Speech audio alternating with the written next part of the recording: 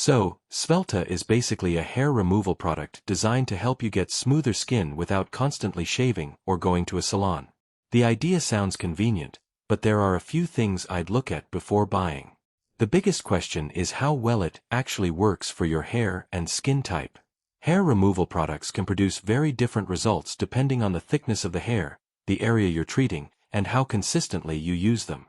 I'd also be careful with claims about permanent or long-lasting hair removal. Even when a product works well, that doesn't necessarily mean the hair won't grow back. And with any product used directly on the skin, irritation is something you should consider.